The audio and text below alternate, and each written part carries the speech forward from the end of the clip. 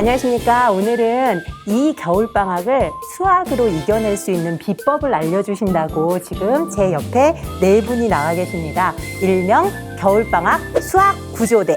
네, 그러면 네 분이 과연 어떤 분이신지 각자 자기 소개와 인사 좀 부탁드리고요. 오늘 촬영하는 각오부터 좀 말씀을 해주셨으면 좋겠습니다.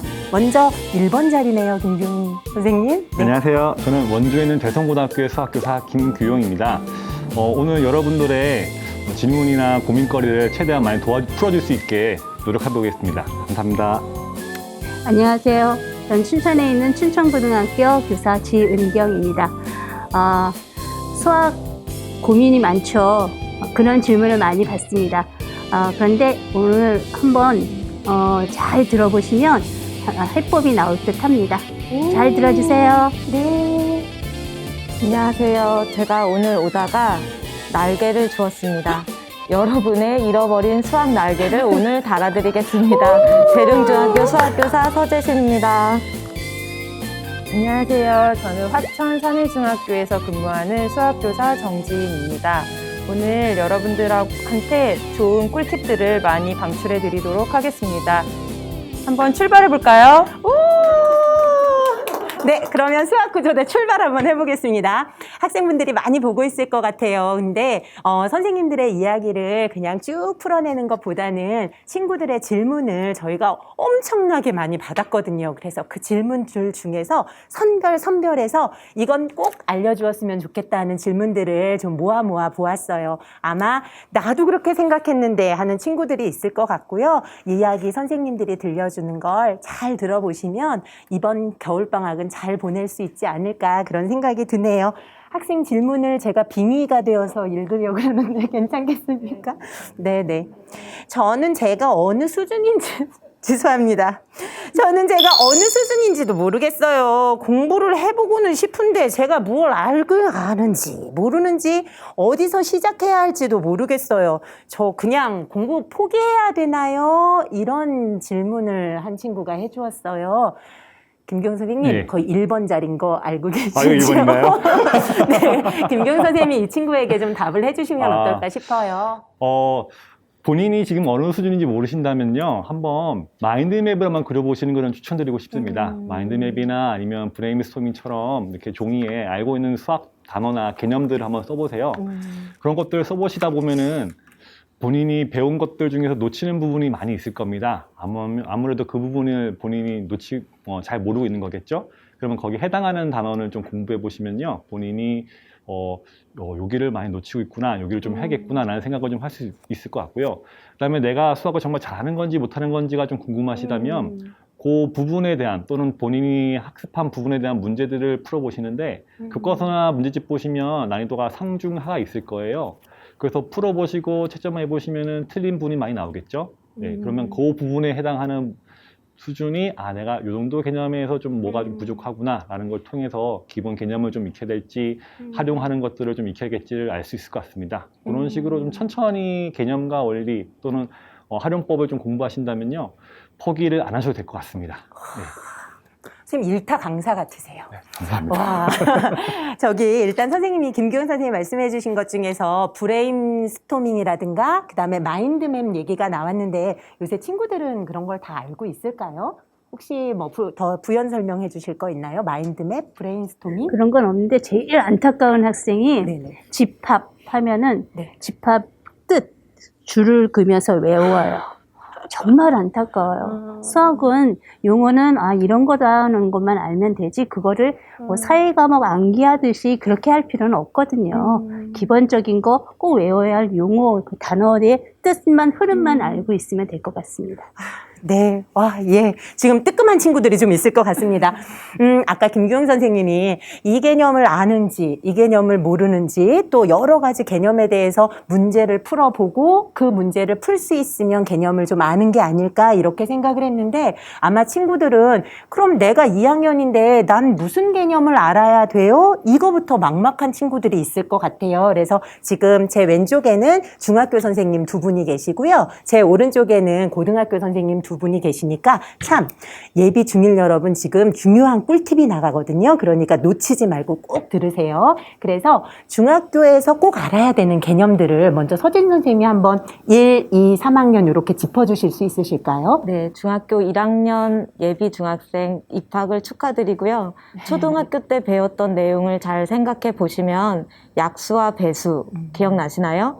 그리고 분수와 소수가 들어간 사칙 계산, 그리고 혼합 계산, 그리고 여러 가지 입체 도형을 배우셨을 거예요. 입체 도형에 대한 부피 구하는 방법, 그리고 입체 도형의 종류도 기억이 나시는지 한번 체크를 해보시고요. 그리고 뭐 대칭과 합동, 수직과 평행 이렇게 여러 가지를 준비하고 가셔야 되는데 너무 많죠? 정진 선생님 이 중에서 꼭 짚어야 될 부분을 좀 짚어주시기 바랍니다. 내용이 너무 많아서 나는 진짜 이거 이렇게 하느니 나는 포기하겠다 이렇게 생각하는 친구들 걱정 마시고요. 딱 한 가지만 한번 해보세요. 초등학교에서 지금 중학교로 올라오는 예비 중1 학생들은 혼합 계산을 한번 연습해 보시면 좋겠습니다. 여러 가지 수들의 더하기, 빼기, 곱하기, 나누기들이 섞여 있는 혼합 계산을 자유자재로 할 수 있다면 그것을 바탕으로 중학교 수학을 훨씬 쉽게 이해할 수 있을 거예요. 그러면 예비 중학교는 뭘 하면 좋을까요? 2학년. 예비 2학년은 또 제가 많이 얘기하면 지인쌤께서 중요한 거를 포인트 집어주시기 바랍니다. 자, 예비 중학교 2학년은 소인수 분해를 할 수 있어야 되고요. 정수와 유리수, 그리고 1차 방정식, 그리고 함수 여러 가지 관계에 대해서 배웠을 텐데 그중에서 뭐 정비례와 반비례, 평면 도형, 작도와 합동 이런 것들 알아야 되거든요. 네, 물론 다 중요하죠. 물론 다 중요합니다. 그런데 일단 2학기는 조금 멀리 있으니까 놔두고 1학기부터 우리가 열심히 잘 시작을 해봐야 되겠죠. 성공적으로 시작하기 위해서는 중학교 2학년에 올라가는 친구라면 1차 방정식 단원의 복습을 추천하겠습니다. 1차 방정식을 풀 수 있도록 처음부터 교과서에 있는 내용부터 차근차근 그 단원만 마스터해서 올라오시길 바라겠습니다. 네, 1학기에 시작될 단원에 관련된 개념부터 공부를 해야 된다는 얘기 참 좋은 말씀이신 것 같습니다. 자, 그럼 예비 중학교 3학년도 맞는데요. 유리수와 순환소수, 연립 1차 방정식, 1차 함수, 평면 도형, 도수분포와 그래프, 도형의 닮음. 자, 이 중에서는 또 어떤 거를 짚고 넘어가야 될까요? 사실 이제 예비 중3은 중학교의 마무리라기보다는 고등학교로 올라가는 시작점이라고 볼 수 있어요. 그래서 중학교 3학년 때는 새로운 개념들이 많이 쏟아지고 요때부터 잘 다지셔야 고등학교로 무리 없이 올라가실 수가 있거든요. 그러면 중학교 2학년에서 3학년 올라갈 때 난 뭘 할까?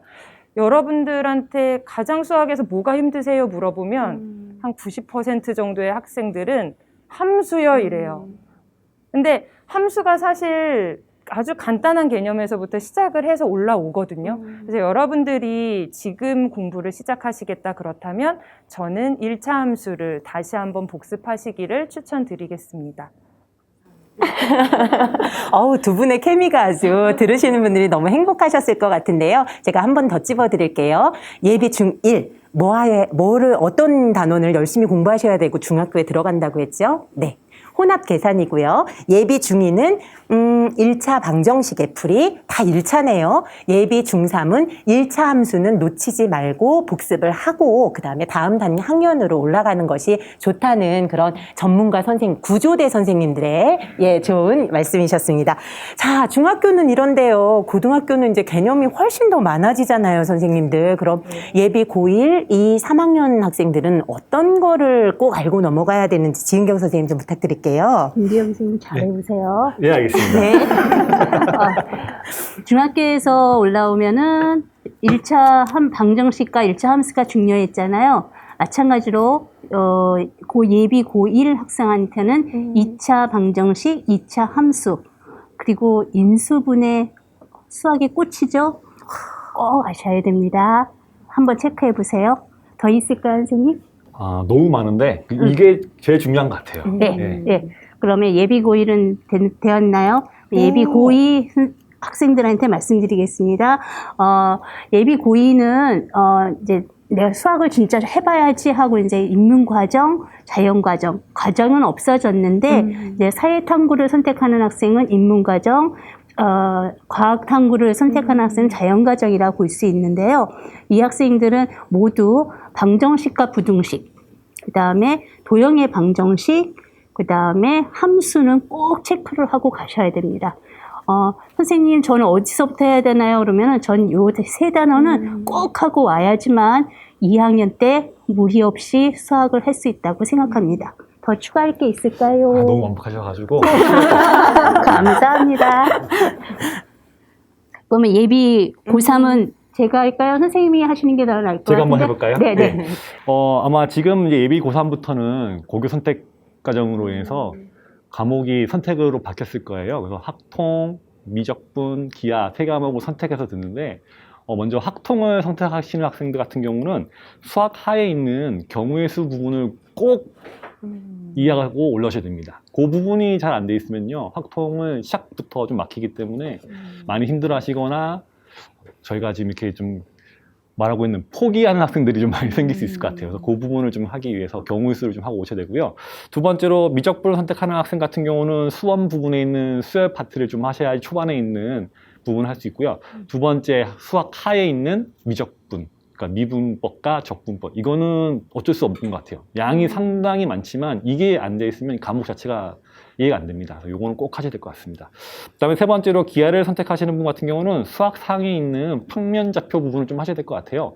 평면좌표가 지금 X축, Y축으로 하는 부분인데 기하는 X축, Y축, Z축 하나 더 추가되잖아요. 근데 어차피 쓰는 공식은 거의 비슷하거든요. 그래서 이 부분이 잘 안 돼 있으면은 좀 힘들 것 같고요. 그다음에 수학 1에 있는 삼각함수를 좀 이해하셔야 될 것 같습니다. 왜냐하면 이제 하시다 보면은 사인, 코사인, 여러분 듣기만 해도 머리가 아프시죠? 네, 그런 것들이 많이 나오는데 그거를 잘 활용하시기 위해서는 이 부분을 좀 이해를 하셔야 잘 이해할 수가 있습니다. 예. 선생님 너무 이해가 잘 되는데 저도 배운 지가 되게 오래되는지라 요새는 고3이 되면 이 세 개 중에는 하나를 수학을 선택을 해야 되나요? 그게 아니라 수능 과목을 선택을 할 때, 응시할 때 예전에는 가형과 나형으로 선택하게 돼 있었습니다. 이제는 그렇게 하지 않고 선택 과목으로 구분을 하게, 채점을 하게 돼 있습니다. 아우, 감사합니다. 너무 친절하게 설명해 주셔서 친구들이 도움이 많이 됐을 것 같고요. 너무 내용이 많아서 선생님은 반복은 안 할게요. 꼭 메모해 뒀다가 참고하시기 바랍니다. 잘 모르시는 거 아니에요? 아우, 어떻게 하셨어요? 자, 그럼 이제 본격적으로 친구들의 질문에 대해서 선생님들이 답을 해 주실 거예요. 그래서 질문 들으면서 가겠습니다. 저는 지금 6학년입니다. 주위의 친구들을 보면 대부분이 학원에서 중학교 선행학습을 하는 경우가 많은데 엄마도 학원에 가야 한다고 하시고 저도 학원을 가서 공부를 배워야 하는 건가요? 당장 등록해야 되는 건가요, 선생님? 이런 질문을 해주셨거든요. 중학생 예비 중1이니까 중학교 선생님들이 답을 좀 해주시면 서진 선생님 네, 답 좀 해주실래요? 목소리를 들어보니 6학년 남자아이 같으네요. 네, 그런 것 같습니다. 네, 네. 그 친구에게 제가 해주고 싶은 말은 빠르게 가는 것보다 깊이 있게 천천히 가는 것이 중요하다고 얘기하고 싶습니다. 근데 선행학습을 너무 양이 많게 너무 많은 양을 하다 보면 오히려 그 부담감으로 학생에게 부담감이 될 수가 있어요. 그래서 학습 효과에 더 안 좋은 영향이 될 수 있고요. 그래서 만약 지금 6학년 학생이라면 5학년, 6학년 때 배웠던 아까 좀 전에 얘기했던 개념들을 이제 정리를 하고 다음 학년에 한두 단원 정도를 선행하는 것을 추천드립니다. 그리고 공부를 하는 방법은 수학 교과서를 버리지 않고 다시 읽어보면 좋은데 만약에 교과서가 없다면 EBS 강의를 들으면서 도움을 받을 수도 있고요. 아니면 시중에 파는 문제집 중에서 자신이 정말 부담 없이 공부할 수 있는 보기 좋은 얇은 문제집으로 시작을 해서 스스로 예습하고 복습하고 그런 연습을 한 뒤에 그래도 자기가 너무 힘들다 싶으면 학원의 도움을 받으면 좋을 것 같습니다. 그런데 이제 학원에서 무조건 학원 선생님의 이제 공부에 따르는 것이 아니라 자기 스스로 개념을 알고 가면서 개념을 적용하면서 원리를 이해하는 공부로 시작했으면 좋겠습니다. 방학이 굉장히 중요하겠네요. 네. 그러면 선생님 예비 고1 같은 경우에도 지금 같은 고민을 하고 있을 것 같거든요. 고등학교 가는데 학원 가야 되나 어떻게 생각하시는지 네. 지은경 선생님 좀 대답해 저도 주세요. 서진 선생님과 같은 생각입니다. 예비 고1뿐만 아니라 고등학생들도 마찬가지예요. 선행학습보다는 했던 과정을 먼저 다지기 하는 다지기 학습이 상당히 중요합니다. 그 학년을 모르고 나서 다음 학년을 배운다는 거는 탑을 쌓을 때 밑에 허공이 있는데 아무리 위에다 탑을 쌓아봤자 그거는 허사에 불과하거든요. 그러니까 복습을 상당히 중요하게 생각하셔야 되고요. 수학은 연계학문이에요. 초등학교 1학년 때부터 고3까지 배운 내용이 쭉 이어진다고 생각하시면 돼요. 근데 어느 한 학년의 과정을 뭘 몰라 그러면 다음 과정에서 수학을 하기가 힘들겠죠. 그러면 자신감도 떨어지고 포기도 생기고 그래서 스포자라는 말이 나오는 것 같습니다. 그러니까 어느 한 과정이라도 하나도 디디면서 나가는 것이 가장 중요하지 선행학습은 중요한 것이 아닙니다. 네. 너무 감사합니다. 여러분 잘 알았죠? 많이 앞으로 가는 게 중요한 게 아니라 내가 뭘 모르는지 이전 학년을 돌아보고 그것에 대한 충분한 대비가 필요하다고 지금 두 분 선생님들께서 말씀을 해주셨습니다. 네, 다음 질문 들어가겠습니다. 이번엔 여학생으로 가겠습니다. 네네네. 수학은 공식을 많이 암기하는 것이 필수라 하던데요. 공식 암기지부터 구입해서 영어 단어 외우듯이 열심히 외우면 저 내년에 수학 잘하게 되겠죠. 성적이 막 오를 것 같은데 어떤가요, 선생님? 너무 예쁜 여학생이지 않아요? 갑자기 그 노트 정리를 색깔별로 하는 그 예쁜 여학생이 떠올랐습니다. 공부는 네. 못하는. 네. 그 친구에게 이런 말을 해주고 싶어요. 그 수학의 공식을 외울 때 그러면 몇 개 정도 외워야 될까요?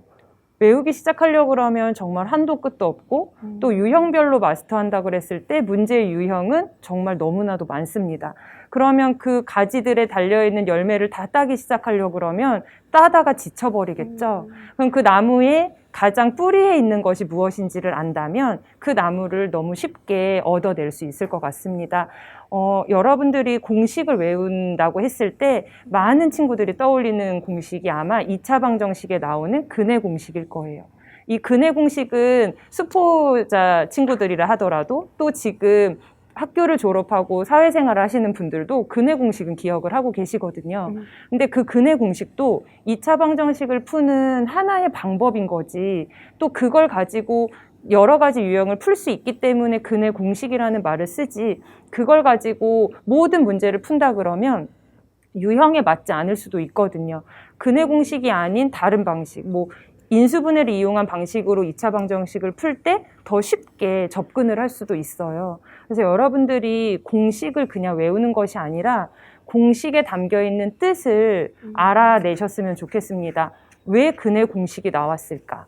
왜 근해 공식을 이용하면 2차 방정식이 풀리는 걸까? 여러분들이 이 고민을 하면서 문제를 공부를 하신다고 하면 분명히 뿌리에 접근하실 거고 그리고 거기서부터 시작되는 모든 문제의 유형들을 마스터하실 수 있을 겁니다. 화이팅! 화이팅! 저도 근해 공식을 외우는데 친구들이 근해 공식은 외우지만 2a분의 마이너스 b 플러스 마이너스 루트 b의 제곱 마이너스 4ac에서 abc가 뭔지 몰라서 왜 그렇게 되나요? 했던 친구들이 기억이 나네요. 그러면 고등학교 학생의 경우에는 공식이 더 많아질 것 같은데 김교우 선생님 어떻게 생각하세요? 상당히 많죠. 질문 학생이 여학생인데 좀 남고만 10년 있다 보니까 질문 자체도 이게 샤방샤방함이 느껴지거든요. 저는 수업 시간에 항상 하는 얘기가 있어요. 절대 공식을 외우지 말아라. 저는 외우란 말은 안 하고요. 교과서에 있는 것들은 교과서에 없는 것들은 제가 추가적으로 판서를 통해서 소개를 해주긴 하거든요. 근데 제가 외우지 말라 하는 이유는 그거를 다 외운다고 했을 때 과연 효과가 있을까라는 의문심을 한번 가져보셔야 될 것 같습니다. 뭐 학원이나 인강에서 뭐 소위 말하는 많은 잘 가시는 강사분들이 공식을 알려주시죠. 그러면 그거를 어떤 특정한 문제 대입하면은 답이 바로 나와요. 그러니까 길게 쓸 수 있는 풀이 과정을 간단한 공식 하나로 끝낼 수 있으면 여러분들은 와, 저 사람 잘 가르친다. 저거 들어야지. 이렇게 얘기를 많이 하더라고요. 근데 수학이란 건 조건이라는 게 되게 중요하거든요. 조건이 하나라도 바뀌면 그 공식은 사용할 수가 없게 돼요. 그렇기 때문에 저는 여러분들에게 강력하게 말하는 건 절대 공식을 외우지 말라는 겁니다. 대신에 그럼 어떻게 하면 되겠냐? 공식이 어떻게 나왔는지를 유도를 한번 해보시면서 그 유도 과정을 한번 이해해 보시면 될 것 같아요. 저는 이제 좀 여기서 선생님들 죄송하지만 나이가 그래도 좀 이제 먹다 보니까 외워지지가 않아요, 잘. 그래서 지금 잘 외워지지가 않습니다. 그래가지고 저도 이제 공식을 어떡하지 하는데 항상 저는 유도하는 과정을 보여줘요, 수업 시간에 애들한테. 그래서 이런 과정이 이런 공식 있잖아요. 이 공식이 어떻게 나왔지? 그래서 앞에서부터 이렇게 이런 흐름을 보여드립니다. 그러면 그 공식이 나오거든요. 물론 시간은 좀 걸리긴 해요. 대신에 그거를 유도하는 과정에서 어떤 수학적 원리가 쓰였는지 또는 이 단원에서 요구하는 게 어떤 능력인지를 좀 알 수 있고요. 시간이 지나더라도 그 공식을 잊어버리진 않게 되는 것 같아요. 왜냐하면 이때는 이렇게 풀었잖아. 그럼 이렇게 유도하면 되겠지? 해서 그 공식이 나오게 하거든요. 근데 물론 머리가 좋다면 다 외워도 되지만 그쵸. 근데 여러분도 아마 한계가 있을 것 같아요. 그리고 이제 학년이 올라가면서 외워야 될 공식도 많아지고 하니까. 그래서 사용하는 빈도가 많은 공식은 외우면 좋겠지만 그렇지 않은 공식 같은 경우는 저는 과감하게 외우지 말고 유도를 해봐라. 제가 아까 정진 선생님이 얘기하신 것처럼 근해 공식 한번 얘기를 들어볼게요. 근해 공식이 2a분의 마이너스 b 플러스 마이너스 루트 b제곱 마이너스 4ac죠. 그럼 거기서 이제 b제곱, 루트 안에 있는 b제곱 마이너스 4ac가 이제 판별식이거든요. 그럼 2차 함수에서 판별식이 0보다 크냐, 0이냐, 0보다 작냐. 그걸 가지고 방정식도 풀 수 있고, 부등식도 풀 수 있고요. 그다음에 뒤에 2차 함수 부등식 가면은 이 fx가 항상 성립할 조건이 뭐냐. 여러분은 잘 모르면 이 공식 외우는데 판별식 그거 가지고 쓰거든요. 네, 그런 것처럼 해가지고 저는 강력하게 말하는 건 외우지 마세요. 유도를 하시면 됩니다. 네. 네, 지금 중학교 학생들이 나 저거 배운 것 같은데 벌써 어떡해 뭐 이런 친구가 있을 것 같은데 걱정하지 마세요. 선생님들이 다 유도하는 방법을 알려주실 거고 여러분들이 공부할 수 있게 해주실 거예요. 그러니까 모르는 걸 먼저 하려고 노력 안 하셨으면 좋겠고 아시죠? 복습. 저 또 궁금해요. 지금 이 질문에 대해서 지은경 선생님이 그 공식 암기 생각을 들어보니까 생각나는 게 있는데요. 학생들을 상담하다 보면 고등학생들 상담하거나 학부모님 상담하시다면 꼭 나오는 말이 있어요. 중학교 때 우리 애가요 수학을 정말 잘했는데 점수가 높았다는 거예요. 그래서 왜 그럴까 저도 생각을 한번 해봤더니 중학교 때는 문제 유형에 거의 반복을 많이 해서 문제가 나오면 답이 금방 나올 정도로 암기하다시피 연습을 해요. 근데 고등학교는 내용이 다르거든요. 엄청 많고 그리고 중요한 것이 답을 내는 것보다는 그 과정이 되게 중요하거든요. 그래서 저는 공식 암기보다는 내가 이 문제를 풀면서 왜 이렇게 풀어야 할까? 왜 다르게 풀면 안 될까? 이런 궁금증을 제시해보고 그거의 해법을 찾는 과정이 아마 상당히 도움이 될 듯 합니다. 그래서 중학교 때는 좀 힘들었지만 공식 암기는 기본적인 거 선생님들께서 저도 수업하면서 얘기해요. 이거 별 3개짜리 공식이야. 이런 공식은 꼭 암기하셔야 돼요. 하지만 그렇지 않고 문제를 단순히 답을 내기 위한 공식은 외우지 않으셔도 됩니다. 아마 선생님들께서 강조하는 공식이 뭔가는 있을 겁니다. 그것만 암기하시면 충분히 도움이 되실 듯 합니다. 별 3개요. 네. 네, 별 3개는 꼭 외우셔야 한다니까 공부가 암기를 빼놓을 수는 없는 거잖아요. 그러니까 꼭 기억하시길 바랍니다. 아쉬워서 어떡해요. 학생 질문의 마지막 질문이에요. 벌써 김경 선생님이 원하시는 남학생. 예, 가겠습니다. 문제를 계속 많이 푸는 것이 수학 성적을 올리는 방법이라고 들은 적이 있어요. 저 진짜 하기 싫은데요. 엄마가 문제집 3권 사주셨고요. 문제집을 많이 풀면 될 것 같아서 저 지금 4개째 풀고 있거든요. 저 잘하고 있는 건가요? 이렇게 질문을 주셨는데 먼저 중학교 입장에서 정진 선생님이 한번 이 친구에 대해서 잘하고 있는 건가요? 정말 많이 풀었네요. 그죠? 네, 너무 힘들고 고생한 것 같습니다. 감사해요. 네, 일단 그 노력의 대가에 힘을 드리고요. 칭찬을 드리고 시작하겠습니다. 문제집을 많이 풀다 보면 어느 순간 자기가 느낄 거예요. 내가 지금 문제를 푸는 기계가 돼 있구나. 나도 모르는 사이에 내가 그 문제를 막 풀고 있고 하는데 한 3권쯤 가다 보면요. 여러분 한번 이렇게 돌아보시면 아실 거거든요. 내가 틀리는 문제는 계속 틀리고 있다라는 거. 속도전이 아니고 아까도 말씀드렸지만 깊이 있게 가셔야 되거든요. 내가 틀리는 문제는 왜 틀렸는지를 반드시 짚고 넘어가셔야 되는 거예요. 아까 서재진 선생님이 시중에 가서 얇은 문제집을 하나 사라고 했잖아요. 그 이유는 뭐냐면 친구들이 저한테도 물어봐요. 뭐 선생님 수학 공부해야 되는데 어떤 문제집 사면 좋아요? 그러면 저는 서점 가서 너가 원하는 문제집을 사면 돼. 네 마음에 드는 디자인과 너가 마음에 드는 어떤 편집이 되어져 있는 문제집을 사면 된다라고 얘기를 해줘요. 한 권이면 충분할 것 같습니다. 문제집 한 권을 보시고 내가 문제를 왜 틀렸는지를 파악을 하셔서 그 문제를 다시 한번 깊게 복습해 보시는 것이 앞으로 나아가는 방법이라고 할 수가 있겠어요. 그리고 그 문제집을 풀 때 자꾸 문제가 틀린다 그러면 다시 교과서로 가셔서 내가 여기에 무슨 개념이 담겨 있길래 내가 자꾸 틀릴까? 내가 놓치는 부분은 무엇인가? 다시 한번 천천히 되짚어보고 앞으로 나아가시는 것을 추천드리도록 하겠습니다. 잘 못하고 있었네요. 네. 그러면, 김규웅 선생님의 그 스타일인 10년 동안 남학생. 네. 이 친구에게 한 말씀 해주시죠. 먼저 3권을 풀었다면 많이 푼 건데요. 그 전에 이 3권에 대해서 조건이 필요한 것 같아요. 내가 과연 배운 것들 다 알고서 푸는 건지, 또는 문제집이 내 수준과 맞는지를 먼저 보시고 푸는 게 나을 것 같고요. 저는 정진 선생님 말씀하신 것처럼 많이 푸는 것보다는 한 권을 풀더라도 틀린 것들에 대한 개념을 먼저 이해하시고 넘어가는 게 좋을 것 같아요. 그러니까 틀린 거를 왜 틀렸을까라고 답지를 바로 보시고 그렇구나 하고 넘어가시면 나중에 보시면 그 문제는 또 틀리게 되어 있습니다. 틀렸으면은 혼자 고민하는 시간을 가지고 이거 왜 틀렸지 해서 한번 풀어보시면서 틀린 개념을 바로 잡아주시고 넘어가는 게 좋을 것 같아요. 제가 한 예를 들어드리면 제가 고3 때 그런 경험이 있어요. 저희 반 애들이 이제 하루 종일 아침부터 새벽까지 같은 교실에서 공부만 하다 보니까 서로 옆에 있는 친구들 문제를 풀면 조바심이 나는 거예요. 나는 이거 풀었는데 옆에는 이거 풀고 있네. 그럼 나 따라가야지. 해서 옆에 있는 친구를 보고서 빨리 푸는 거예요. 빨리 푸고 이 친구 푸는 거 다시 사가지고 풀어보고 이 친구보다 푼 거 더 많이 넘어가면 혼자 공부했다는 자부심을 갖고 이렇게 했는데 하다 보니까 결국은 이제 빨리 속도전이잖아요. 그러니까 틀린 문제를 다시 보진 않는 거예요. 틀리면 답만 보고 이렇게 푸는 거구나 눈으로 훑어보고 넘어가는 거예요. 근데 이 분위기가 이제 학급 전체에 번진 거예요. 서로 문제집 푸는 게. 그래서 2, 3일에 한 번 풀 정도로 애들이 다 그렇게 됐는데 결국은 어떻게 했냐면은 지금 고등학교 친구들 만나면은 제가 이제 그 분위기 주동자였거든요. 네. 너 때문에 수능 망했다고. 그런 얘기를 많이 합니다. 그때 그렇게 하면 안 됐는데. 네, 그러니까 속도전보다는 깊이 있게 차근차근 해나가는 게 가장 도움이 될 것 같습니다. 네.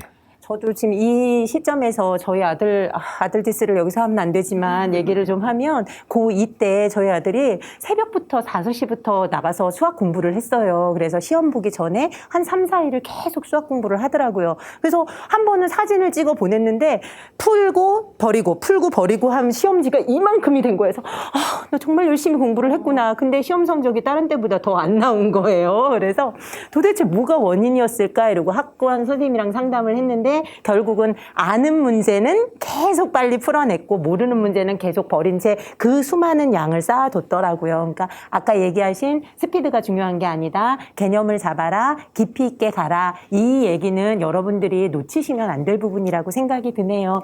거기서 첨가할 만이 학생들이 아는 문제는 잘 풀리니까 답이 나오니까 맞아요. 그 문제만 풀어요. 맞아요. 그러면 모르는 문제는 평생 몰라요. 그러니까 모험심도 있어야 되는데 이렇게 앞으로 나갈 자신감이 없는 거예요. 그러기 위해서는 한 발자국, 스텝 바이 스텝으로 한 발자국 차근차근 단계를 높여가는 것이 가장 중요하다고 생각합니다. 네, 선생님들이 진짜 좋은 말씀 많이 해주시고 계신 것 같아요. 학생 질문은 이제 여기서 다 되어서 학부모 질문님들을 몇 개를 받으려고 하는데 그 질문을 받기 전에 아마 이 프로를 보고 있는 친구들 중에는 에이 저거는 잘하는 아이들 얘기니까 이렇게 생각하는 친구들이 있을 것 같아요. 그래서 선생님들은 현장에 오래 계셨으니까 혹시나 스스로 수포자라고 생각을 했는데 저는 가끔 그 아이들이 자기를 수포자라는 감옥에 가두고 두고 있다는 생각을 하거든요. 나는 못해요? 수포자거든요. 이렇게 얘기하는 친구들을 좀 봐서 혹시 학교에서 수학 과목을 잘 못했고 또 포기했고 성적도 안 찍고 했던 친구가 완전 반전으로 수학을 잘하게 되는 경우 보신 적이 있을 것 같은데 혹시 그런 사례가 있다면 얘기를 좀 서진 저 선생님 먼저 얘기해도 마치 될까요? 있으신 것 같은 눈빛이셨어요. 네, 말씀해 주세요. 예전 중학 여중이었어요. 근데 전 3학년 전체 학생이 300명 정도 됐고요. 그 친구는 1학년, 2학년, 3학년을 보내면서 항상 성적이 250등, 270등 밖이었던 맨날 떠들고 장난하고 혼나면 자고 이런 친구였어요. 그래서 그 친구는 저한테 나는 수학 못해요. 저는 수포자예요. 라고 자기를 수포자로 결정을 짓고 아는 게 없어요. 해도 제가 조금 노력해보면 될 거야 라고 했을 때 해도 안 될걸요? 하고 저의 격려를 그렇게 거부했던 친구였어요. 그런데 이제 그 친구가 맨 앞자리를 앉게 되었어요. 왜냐면 장난이 너무 심해서 그 벌로 맨 앞에 앉게 된 거죠. 네네네. 그래서 이제 근데 놀라운 일이 벌어진 게 그 친구가 앞에 이제 맨날 뒤에서 자던 친구였거든요.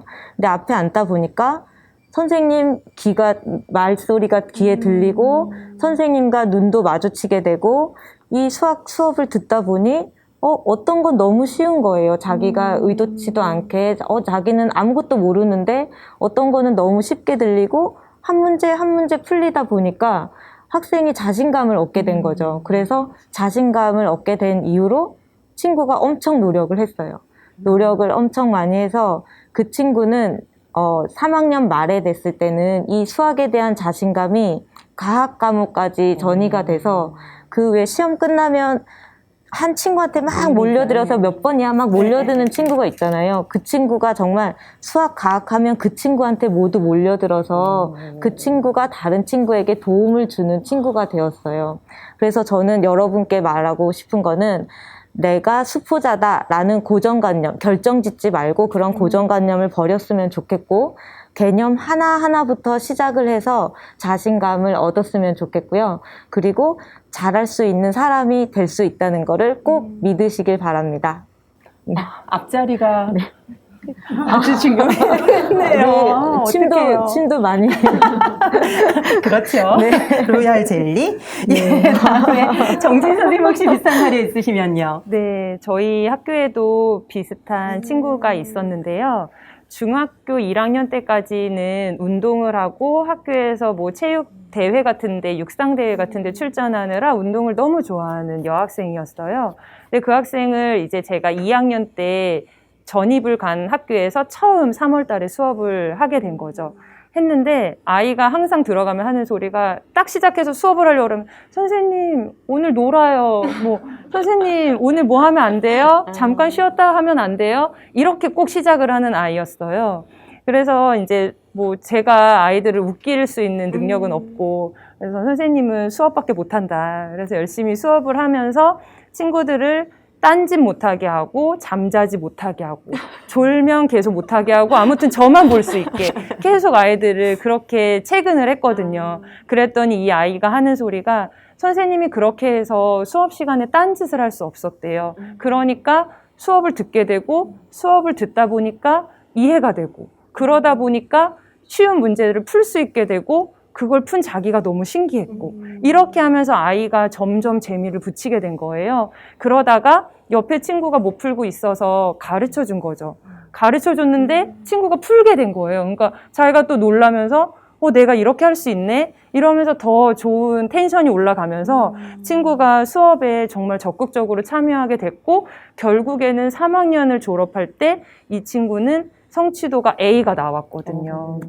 그런 식으로 아이들이 서재승 선생님 말씀처럼 수업에 참여하기 시작할 때 선생님이 뭐라고 하나 일단 듣기 시작할 때 다시 한번 공부의 기회가 찾아오는 것 같습니다. 그리고 또 한 명이 또 있는데 그 친구도 2학년에 올라왔는데 동류항 계산이 조금 어려웠어요. 뭐 A 더하기 A 빼기 5A 이러면 이제 이 계산이 약간 어려웠던 친구인데 그 친구가 공부를 하기 시작했어요. 그 친구도 할 일이 없었나 봐요, 수업 시간에. 그래서 수업을 듣게 되고, 그리고 자기가 문제를 풀 수 있다라는 걸 깨닫게 되면서 점점 재미있어졌다고 해요. 그래서 수학의 재미를 느끼는 건 언제냐고 물어봤더니 아마 다 그럴 거예요. 정답이 나와야 되고, 그 문제의 정답이 나오다 보니까 점점 더 열심히 공부하게 됐고, 그래서 여러분들 그 수학에서 50점에 배당이 된 서술형을 통과하는 게 정말 너무 어렵잖아요. 그런데 이 친구가 3학년 마지막 시험은 100점을 맞았어요. 그래서 수학을 전해달라고 하더라고요. 선생님이 이제 오늘 이런 일을 하게 된다. 너가 꼭 전해줄 말이 없냐 이랬더니 이 친구들이 다 하는 말이 할 수 있는 개념부터 차근차근 공부하고 풀 수 있는 문제부터 천천히 문제를 풀면서 정답이 나오는 재미를 꼭 느껴봤으면 좋겠다. 그리고 그 다음엔 자신만의 공부 노하우를 꼭 찾아달라. 예를 들면 수업 시간에 이해가 안 됐던 걸 체크해서 집에 가서 다시 풀어본다던가, 아니면 나는 예습이 맞다 그러면 다음 날에 배울 거를 조금 한번 다시 보고 온다고, 그런 식의 노하우들을 꼭 찾아가서 재미있게 수학을 공부했으면 좋겠다고 전해달라고 했습니다. 네. 와, 선생님들이 수학 구조대시고요. 여러분 학교 또는 여러분 주위에도 여러분을 구조해줄, 아니 어쩌면 여러분 스스로가 여러분을 구조해야 되지 않을까, 그런 생각이 들어요. 이렇게 한번 자신감이 붙은 친구는 고등학교 가서도 문제가 없겠죠? 그렇겠죠. 그런데 네. 이제 고등학교는 또 사정이 틀리다고 좀 말씀드렸었는데, 학생들 보면은 내가 수학 공부를 시작해야지 하면 이제 문제집부터 사요. 이제 사고 나서 첫 단원을 열심히 풀어요. 근데 이 문제집 구성이라는 게 개념, 기초, 기본, 발전 문제, 수능 기출 문제, 이런 게 한 단원 속에 쭉 수록이 돼 있어요. 그러면 그 단원을 풀기 위해서는 발전 문제, 수능 기출까지 다 풀어야지, 다 풀었다고 생각하니까 거기까지 풀거든요. 그럼 지쳐요. 당연히 자기 수준이 거기까지 안 되는데, 나는 기초밖에 안 되는데 기본 수능 기출까지 풀려니 얼마나 지치고 거기서 포기해요. 그래서 이 문제집 사고, 그때 마음 먹을 때마다 산 문제집이 책꽂이에 보면 인테리어 소품이 돼 있어요. 맞아요. 그리고 보면 맨 앞 단원만 손때가 묻어 있어요. 아마 많이 경험들 하셨을 거예요. 그래서 제가 권하는 거는 문제집을 사시면 개념, 단원별로 개념, 기초 문제까지만 푸세요. 그리고 그 다음 단원 나눠가서 개념, 기초 문제. 그래서 한 권을 전부 띈 다음에 다시 기본 문제 가는 거예요. 그러면 점점점 자신감이 생기고 차근차근 실력이 쌓아지는 것을 아마 느끼실 수 있을 겁니다. 이 방법을 권해드리니까 한번 믿고 해보십시오. 믿고 해보십시오. 네, 지금 웃으시는 분들은 다 예전에 앞쪽만 이렇게 손때가 묻었던 경험이 있으셨던 걸로. 네. 네, 그러면 이제 학생 질문은 여기서 끝이 났는데 한번 마무리를 하고 가야 되지 않을까, 그런 생각이 들어요. 저는 선생님들 이야기를 하나하나 놓칠 수가 없었거든요. 근데 친구들이 혹시 정말 중요한 포인트를 놓치진 않았을까 해서 구조대 선생님들 한 번만 더 가장 중요한 포인트는 이거야 하고 친구들에게 짚어주고 가시면 안 될까 싶은데요. 1번 김규영 선생님 감사합니다. 꿀팁이라기보다는 여러분들이 쉽게 하실 수 있는 거예요. 문제를 푸실 때 틀리는 거를 두려워하지 마세요. 틀려도 틀리는 과정 속에서 배움이 있습니다. 그러니까 틀리는 거를 두려워하지 마시고요. 모르는 문제를 고민을 해보세요. 답지를 바로 보시면 실력은 안 늘어요. 틀린 문제 있더라도 혼자 고민하시는 시간이 뭐 짧게는 10분, 20분, 길게는 1시간이 되더라도 그 생각하는 과정이 다 배움이거든요. 그러니까 여러분들 이 부분을 좀 많이 놓치고 계시는 것 같습니다. 이 부분을 꼭 한번 해보세요. 저는 추천해드리고 싶은 게, 단원별로 개념이 상당히 중요한데, 그 개념을 그냥 외우려면은 잘 안 들어올 수가 있어요. 그래서 제가 예전 고등학교 때 썼던 방법인데, 제가 수학생이 된 거예요. 그래서 백지에다가 이 개념은 이거야 설명을 하다 보면은 막히는 부분이 있어요. 그러면 그 개념을 완전히 아는 게 아니에요. 그런데 내가 설명을 하듯이 다 마지막까지 설명을 해냈다면 그거는 확실히 알게 된 개념이니까 개념 파악을 하기 위해서 꼭 한번 이런 방법을 취해 보시는 것도 괜찮을 것 같습니다. 네, 저는 못하는 아이들이나 잘하는 아이들에게 다 말하고 싶은데요. 모든 아이들이 저는 수학이 너무 어려워요. 이렇게 수학을 하나의 추상명사로 쓰는 경우가 있어요. 갑자기 무슨 추상명사인가 이해가 안 될 수 있는데 이렇게 수학을 커다란 덩어리로 보면 누구나 겁먹고 막연해지고 어렵거든요. 그래서 이 수학을 조금 세분화시켰으면 좋겠습니다. 예를 들어서 나는 2차 함수가 어려워요. 2차 방정식이 어려워요. 그리고 조금 더 세분화시킨다면 기울기를 좌표평면에서 구하는 게 어려워요. 이렇게 자기가 그냥 수학이 어려워요, 막연하게 못해요 이런 게 아니라 자기가 어려운 지점을 짚을 수 있다는 것은 자기를 진단할 수 있는 능력이 있는 거거든요. 그러면 내가 왜 어려운지를 파악할 수 있고 그렇게 표현하는 과정에서 파악할 수도 있고 그래서 그 개념을 하나하나 다시 자신감을 얻게 되는 거죠. 그렇게 되면 나는 기울기가 구하는 게 어려워요 라는 진단에서 시작해서 자기의 이제 어려운 점을 다시 짚을 수 있는 거죠. 여러분도 한번 그렇게 어려운 점을 진단해 보시기 바랍니다. 네. 선생님. 네. 이 말은 선생님이 3월 달에 늘 첫 시간에 반에 들어가면 친구들에게 해주는 말이에요. 뭐냐 하면, 이제 새 학기, 새 학년이 되니까 누구나 다 결심을 해요. 나 이제 공부 열심히 해야지. 나 이제 열심히 한번 해봐야지. 이런 각오를 하는데 여러분들이 그 각오를 하고 1년의 시간이 필요하다라는 걸 꼭 얘기를 해줘요. 수학은 공부를 하겠다고 마음 먹은 다음에 바로 결과가 나오지가 않아요. 그러니까 내가 1회고사를 열심히 달려가서 막 열심히 준비를 했는데 다음 시험에서 보장을 받기 어렵다는 거죠. 수학을 공부를 해서 결로 C를 얻으려면 1년의 시간이 필요해요. 왜냐하면 지금 공부하는 이 단원이 딱 1년 후에 나오거든요.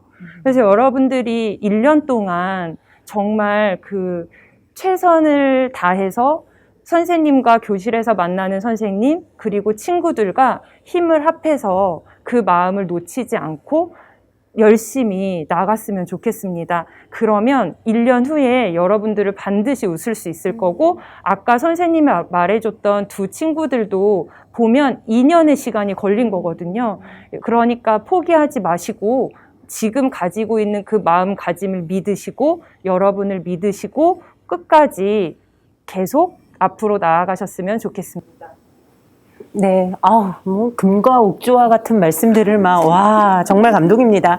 네, 잘 들었고요. 학생들의 질문이 아마 더 많을 거예요. 그런데 우리가 시간이 많지 않기 때문에 학생 질문은 여기서 마무리하도록 하고요. 수학하면 또 학부모님들이 엄청 관심도 많이 가지시고 궁금하신 것도 많으실 것 같아서 질문은 정말 100여 개, 200여 개가 넘는 질문이 쏟아졌지만 저희가 엄선해서 정말 궁금해하시는 것 3가지만 여쭙고 이 자리는 마무리를 하려고 합니다. 자, 첫 번째 학부모님 질문입니다. 아이가 초등학교 때부터 수학을 좋아하지 않더니 중학교 가서는 완전 포기 상태입니다. 아이 스스로를 수포자라고 말하는데 엄마 마음은 너무 속이 상하고요. 학원을 보내도 제대로 따라가지 못하는 것 같아요. 이대로 아이가 포기하듯이 저도 우리 아이의 공부를 포기해야 할까요? 하는 질문이 나왔어요. 이거에 대한 대답은 1년을 끊임없이 가야 된다고 얘기해 주셨던 정지인 선생님이 좀 해주시면 어떨까 해요. 네, 초등학교까지는 부모님의 어떤 선택이나 부모님의 이끌음으로 아이가 함께 할 수 있는 것 같아요. 엄마가 이게 좋으니까 너가 한번 해봐 이러면 아이가 부모님의 말씀을 잘 듣죠. 근데 중학생이 되면 그 입금은 어려운 것 같습니다. 아이가 스스로 내적 동기가 일어나지 않으면 물가까지 데려갈 수는 있지만 그 물을 먹게까지는 할 수가 없는 것 같거든요. 그래서 아이하고 학원을 먼저 가시기 전에 왜 너가 공부를 해야 되고 아이 스스로 무언가 공부의 필요성을 느끼고 또 내가 지금 왜 수학을 공부해야 되는지 필요성을 느낀다면 그 아이 스스로 더 좋은 곳으로 찾아갈 거거든요. 그리고 정말 밤 새워서라도 공부를 할 수 있을 거라고 생각합니다. 그래서 중학생이 된 아이에게는 엄마의 어떤 방향이나 그런 것들을 제시하기보다는 아이의 어떤 마음가짐을 가질 수 있는 대화와 그리고 입학하게 되면 학교에 가게 되면 학교에 계신 선생님과 함께 아이를 함께 지도해 주셨으면 좋겠습니다. 저의 욕심대로 되는 게 아니군요. 예, 예. 그럼 비슷한 질문 하나 더 받을게요. 이제 부모님들이 이런 말씀 참 많이 하시는데, 초등 때는 집에서 수학을 복습하는 것만으로도 아주 공부를 잘 했습니다. 그런데 왜 중학교에 가서는 애가 포기 상태? 제가 학원은 절대 보내지 말자 주의였는데, 이제는 그것이 막 흔들리고 있어요. 사교육 없이는 수학 공부를 따라가는 것이 정말 불가능한가? 부모가 봐주는 것도 한계가 있다고 생각되고요. 자꾸만 학원을 보내야겠다는 마음이 듭니다. 아까 질문과 좀 비슷한 유사한 질문인 것 같은데요. 이번에는 서대진 선생님 중학생이라니까 먼저 좀 답을 주시겠어요? 네, 어머니가 참 걱정이 많으신 것 같은데요. 먼저 그 학생이 스스로 열심히 하고자 하는 의지가 있어야 될 것 같고요. 그 다음 학교 수업에 열심히 하는데도 자기 스스로 부족함을 느껴서 누군가의 도움이 필요한데 부모도 못 도와주고 형제도 도와줄 사람이 없다면 그런 학생은 학원의 도움이 조금 도움이 될 수도 있을 것 같아요. 또는 아니면 학교 공부만에 자기가 더 많은 공부를 하고 싶다면 학원에 가서 자기의 부족한 부분을 더 공부할 수 있는 이제 도움을 받을 수가 있는데, 그런데 사교육만으로 시작하는 거는 상당히 어려운 방법이라고 생각할 수가 있어요. 학생들도 보면 선생님 저 공부 시작했어요 하고 학원 끊었어요 라고 이야기하는 친구를 보면 너무 안타까운데, 학원 수업을 듣고 성적이 오르는데 학원을 끊으면 성적이 내려간다는 것은 그냥 자신의 수학 학습이 향상된 것이 아니라 그냥 단기간에 반복적인 문제풀이, 기계적인 문제 학습으로 그냥 단기간의 효과이거든요. 그런데 이렇게 사교육만 의지하다 보면 이제 고학년으로 갈수록 자기 주도적 학습 능력을 키워서 스스로 공부하는 방법을 찾아야 되는데, 이 방법으로 한다면 계속 어려움이 반복될 거라고 생각이 듭니다. 계속 반복되는 얘기지만 그냥 단순한 문제풀이가 아니라 원리를 적용하고 자기 스스로 해낼 수 있는 그런 사교육이, 만약에 사교육이 필요하다면 그런 쪽으로 도움이 받았으면 좋겠습니다. 이 친구가 고등학교를 가게 돼도 여전히 고등학교는 시간이 더 없어서 학원 갈 시간이 많지 않죠. 양도 많고. 선생님 어떻게 생각하세요? 저는 개인적으로 이제 학교 수업이 밥과 반찬이라면 학원은 거기에 필요한 영양제 같은 거라 생각을 합니다. 주가 학교 수업이 돼야겠죠. 내가 공부한 부분에서 모르는 부분을 학원에서 채워야지 그거가 반대로 되면 안 될 것 같아요. 학교가 부가 되고 학원이 주가 되는 것 같은 경우는, 그런 경우가 이제 고등학교에 은근히 많아요. 예, 학원에서 선행학습을 많이 했기 때문에 나는 학원에서 배웠으니까 학교 수업은 대충 해야지 또는 자야지 이런 마음 먹고 하는 데 많거든요. 그렇게 하다 보면은 그런 게 마음 자세가 수업 시간에 나타나거든요. 근데 고등학교는 이제 하다 보면 대입과 관련돼 있잖아요. 그는 생활기록부 여러분들 되게 신경 많이 쓰시는데 생활기록부에 그런 게 다 녹아나요. 이 학생이 수업을 들었는지 안 들었는지. 그러면 이제 그건 되게 치명타가 되겠죠. 그러니까 일단은 학교 수업이 주가 돼야 되고 학원이 부가 되는 상황이 될 것 같고, 이 학생이 그리고 수학을 왜 못하는지를 먼저 파악을 하셔야 될 것 같아요. 내가 열심히 노력하는데 못 따라오는 건지, 아니면 정말 이 학생이 수학에 흥미를 잃은 건지를 한번 판단하셔서 거기에 맞는 처방이 따로 가야 될 것 같습니다. 흥미가 잃었다면 흥미를 일으킬 수 있는 뭔가 가야겠죠. 그 다음에 고등학교 아까 선생님 말씀하신 것처럼 고등학교 올라오면은 공부할 시간이 많이 줄죠. 배워야 될 건 많은데 공부할 시간이 많이 줄어요. 그래서 지금 저희 반 같은 아이들도 보면은 학원을 줄여야 되나요? 학원을 가야 되나요? 고민하는 친구도 많은데, 실질적으로 보면은 상위권 학생들 같은 경우는 학원을 안 가는 학생도 많습니다. 그리고 안 가는 학생들의 성적이 좀 잘 나오는 편이고요. 왜냐하면 배웠는데 이 배운 거를 내 거로 만들지 않는 시간을 가지면 배운 거는 금방 또 까먹거든요. 그러니까 한순간인 거예요. 그러니까 내가 혼자 공부한 시간을 가지면서 배운 것들을 내 걸로 만들어야지 더 나아갈 수 있고 성적이 오르고 재미를 느낄 수 있는 건데, 단순간에 그냥 암기로만 끝나면은 안 될 것 같습니다. 그래서 여러분들은 그렇게 하지 마시고요. 네, 혼자 하는 생각을 많이 가지실 필요가 있을 것 같습니다. 이 말과 비슷한 표현을 제가 네네. 수업 시간에 가끔 하는데요. 소화가 되기도 전에 지식을 막 집어넣으면 소화가 불량이 될 수밖에 없거든요. 그것을 씹고 되새김질 한번 해보고 그래서 소화를 완전히 시켜야지 자기 거가 되는데 그게 실력으로 나타나는데 계속 학원 가서도 학교에서도 수업 듣고 학원 가서도 듣고 지식만 자꾸만 넣고 그걸 소화를 못 시킨다면 그거는 허사적인 일이죠. 그러니까 여러분 김기용 선생님 말씀대로 학교 수업 공부가 일단 우선입니다. 그리고 반드시 복습을 해서 그것을 자기 걸로 만드는 작업, 그 시간이 자기 주도 학습 시간이거든요. 그 시간이 고등학교에서는 상당히 중요합니다. 학부모님들에게 굉장히 많은 팁이 됐을 것 같아요. 우리 아이가 아는 것과 배우는 것은 차이가 있다는 거, 배운다고 다 아는 게 아니거든요. 그러니까 아이를 정확하게 진단하고 어쩌면 중고등학생 정도라면 본인을 진단할 수 있는 정도의 능력이 될 것 같다는 생각도 들어요. 그래서 아이와 이야기해 보시고 아이에게 가장 적합한 방법이 무엇인가를 고민하시고 얼른 시작하시는 게 좋을 것 같습니다. 시간이 이렇게 빨리 가서요. 네, 마지막 질문인데 이거는 고민을 하고 계실 것 같은 여러분들이 계실 것 같아서 손님들이 좀 답을 해주셨으면 좋겠고요. 아이가 중학교 와서 서술형 시험을 힘들어한다고 해요. 그래서 답만 적으려고 하고 특히 이런 특징은 이제 남학생들에게서 많이 드러나죠. 차근차근 풀이과정이 어려우니까. 그래서 풀이과정 정리하는 것을 굉장히 힘들어합니다. 우리 아이에게 어떤 조언을 해주어야 할까요? 이런 질문을 주셨거든요. 예.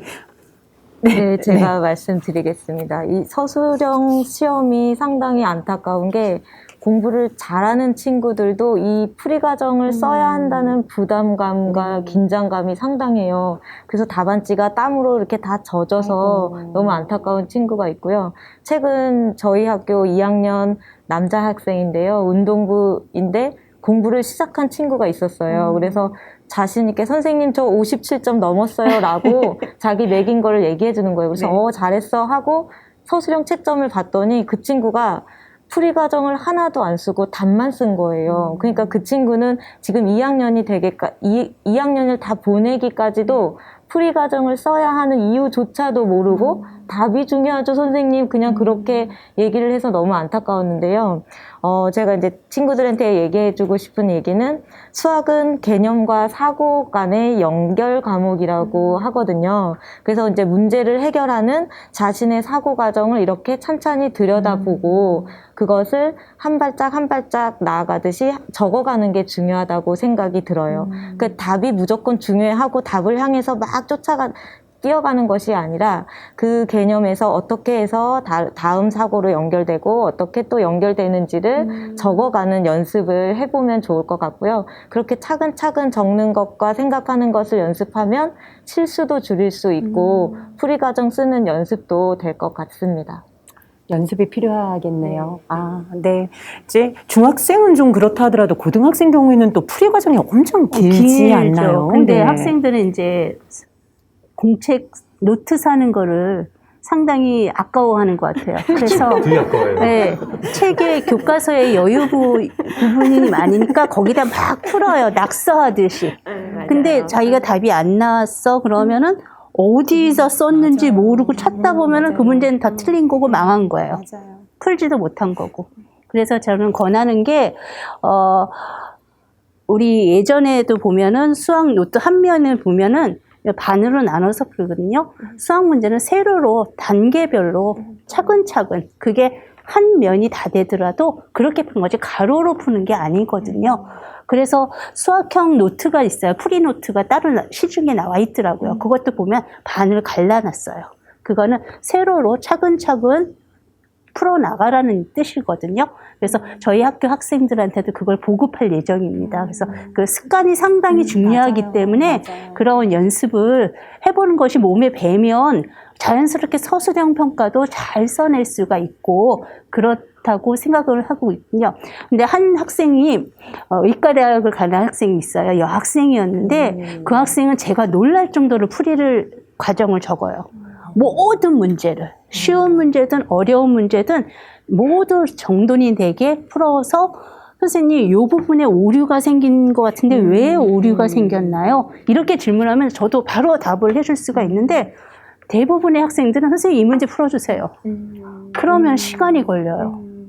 그리고 바로 답도 못하고 이 학생이 어디를 모르는지를 저도 캐치를 할 수가 없고요. 그래서 서술형 답안뿐만이 아니라 수학 문제를 풀 땐 수학은 체계적으로 논리적으로 만들어주는 학문이기도 하거든요. 그것의 기본은 일단은 풀이 과정은 차근차근 세로로 적어 내려가는 것이 가장 중요할 듯합니다. 어떻게 보면 속도가 중요한 게 아니네요. 네. 그러니까 빨리 풀려면 그 시간이 아깝다고 생각이 들 거 아니에요. 그러니까 수능이 100분을 주거든. 30문제에 30문항이 100분이에요. 그럼 한 문제당 3분 30초 이 정도인데 속도도 중요하겠지만 30문제 근데 우리 내신을 딸 때 학교에서 시험 보는 거는 20문항에서 25문항 50분 동안 봐요. 근데 2배의 시간을 주고 30문항을 푼다는 것은 그만큼 차근차근 풀어도 충분히 소화해낼 수 있다는 얘기거든요. 그러니까 속도보다는 어떤 체계적인 정리, 풀이 이런 과정이 중요하다고 생각합니다. 네, 저 고등학교 친구에 대해서 한 번 더 궁금한 게 있어요. 그러니까 이 질문에 대해서는 이제 중학교 학생들보다는 고등학교 학생들에게 더 적합한 질문인 것 같아서 김규용 선생님이 한 번 더 이 친구에 대해서 정리를, 이 학부모님 질문에 대해서 네. 정리를 좀 해주세요. 수학을 하다 보면은 여러분들이 멈추고 영상을 멈추시고 한번 문제를 한번 풀어보세요. 풀어보신 다음에 한번 해보시면 될 것 같은데 어떤 문제를 풀었을 때 답을 구하는 거는 쉬워요. 그 다음에 어려운 거는 말로 하는 겁니다. 그 다음에 하는 게 써내려가는 거예요. 풀이 과정이 가장 써내려가는 게 어렵거든요. 저도 애들 가르쳐보면 애들이 대부분 페르마로 변화합니다. 이게 뭔 뜻이냐면 교과서에 대충 써놓고 너 풀이 과정 없으면 여백이 부족해서 못 썼습니다. 이런 얘기를 해요. 이게 본인이 못 쓴 거죠. 이런 과정을 하는데 풀이 과정을 쓴다는 거는 내가 알고 있는 개념과 원리를 완벽하게 이해를 하고 있다는 거거든요. 그거를 모르면 순간적으로 막힐 수가 있어요. 근데 여러분들이 말로 하거나 한다는 거는 그 부분을 대충 넘어가도 문제 답이 나오거든요. 예. 그렇기 때문에 풀이 과정을 확실히 써내려갈 필요가 있는 것 같고요. 그러면 그걸 어떻게 하면 되겠느냐라고 한다면 한번 이거는 방법이 없어요. 연습을 해보셔야 됩니다. 연습하시는데 처음에는 잘 안 될 거예요. 꽤 오랜 시간이 필요한데 그러면 그거에 대한 가이드라인 같은 게 좀 필요하다 하시는 분들은 교과서 예제 문제나 문제집 같은 경우는 답이 나와 있잖아요. 그럼 본인이 풀어본 다음에 본인의 풀이 과정을 답지나 그런 예제 과정에 대한 풀이 방법이랑 비교를 해보시면 될 것 같아요. 항상 그거랑 완벽하게 똑같을 필요는 없어요. 대신에 그 흐름을 이해하시고 그 방향대로 써내려가는 거를 좀 이해를 하시면은 많은 도움이 될 것 같습니다. 네. 실제로 제가 이제 고등학교니까 서술형 문제 풀다 보면은 객관식 문제, 상문제, 중난이도 이상의 문제를 푸는 학생들도 서술형 중간 난이도 문제를 많이 못 풀거든요. 그리고 채점 하다 보면 제가 항상 고민합니다. 이게 왜 나왔지? 이거 점수를 줘야 되나? 이런 고민이 많이 하긴 하거든요. 예. 그러니까 그런 것들을 좀 줄이기 위해서는 여러분들이 한번 연습을 많이 하셔야 될 것 같습니다.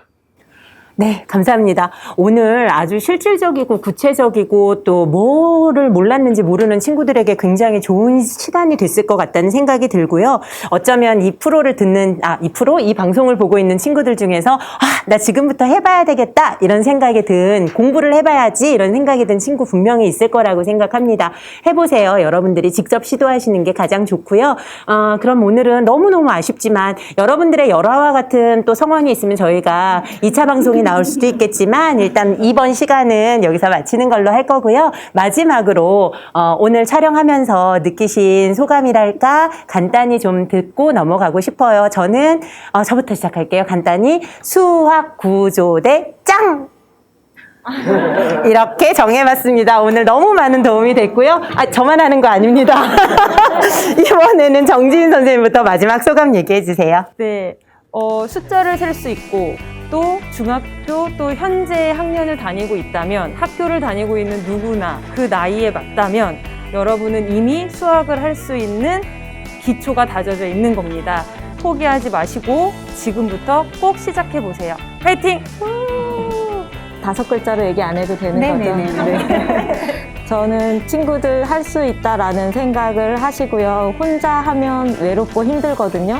그래서 친구들 많이 귀찮게 하고요. 친구한테 이 문제 풀어줘 이게 아니라 아까 지은경 선생님처럼 나 이 문제 이렇게 풀다가 여기서 막혔는데 알려줄래? 이렇게 구체적으로 도움을 요청하고 또 학교 선생님도 많이 귀찮게 하시면 좋을 것 같습니다. 선생님도 고등학교 때 교무실에서 상주했거든요. 그래서 여러분도 꼭 할 수 있다 생각하고 함께 하시길 바랍니다. 파이팅! 잘 들으셨으면 많은 도움이 될 수도 있을 것 같은데요. 오늘 저 말씀드리면서 느꼈던 거는 정말 고민들이 많으시구나. 그러면서도 내가 또 하나의 힘이 되었으면 좋겠다는 생각을 하고 있었습니다. 그리고 여러분의 도움이 필요하다면 언제든지 여러분 옆에 선생님들이 계시니까요. 언제라도 선생님을 귀찮게 해주시기 바랍니다. 많은 학생들이 수학은 암기 과목이다라고 생각하시는데 절대 아닙니다. 수학은 흐름입니다. 네, 흐름을 잘 이해하시면 여러분들에게 좋은 결과가 있을 거라 생각됩니다. 네, 많은 도움 됐으면 좋겠습니다. 오, 엄청 임팩트 있으신데요. 자, 혹시 수학 공부에 대한 고민, 궁금한 점이 있으시면 댓글로 남겨주세요. 이분들이 달래 구조대가 아니시거든요. 여러분들이 남겨주신 댓글에 분명히 좋은 답을 주실 거라고 생각을 합니다. 그러면 우리 수학구조대 선생님들과 오늘 첫 시간은 이걸로 마무리를 할 거고요. 선생님들 저희 꼭 해야 되는 거 있는 거 아시죠? 우리 수학의 끈을 놓지 말아요. 제발!